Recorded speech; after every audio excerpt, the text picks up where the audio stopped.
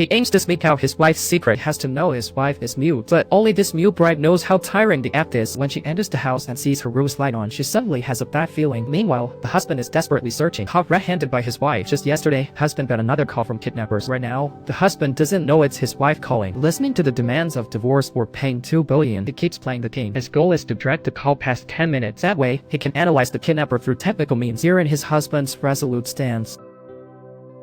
In a moment, a car speeds at him, then quickly tackles him down. The husband thinks it's a mirage. I think I just heard you call my name. Even if you speak, the world won't come crashing down. It's just because the call lasted long. His men ordered the call recording for voice change, and they confirmed the woman was very close to you.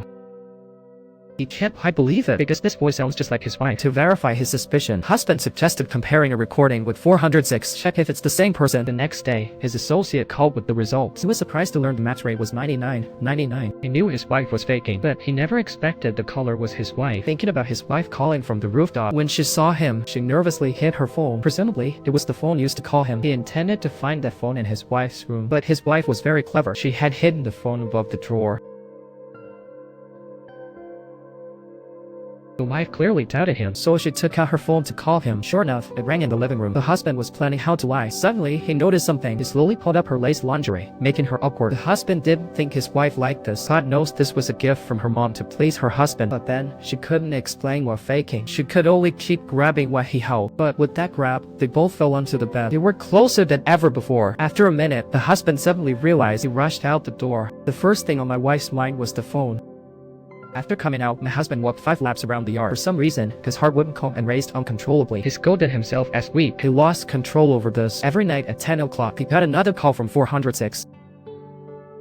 He blurted, "I miss you, 406. But today, his wife had many questions to ask. Did you make a deal with Sister Hazel the day before our wedding?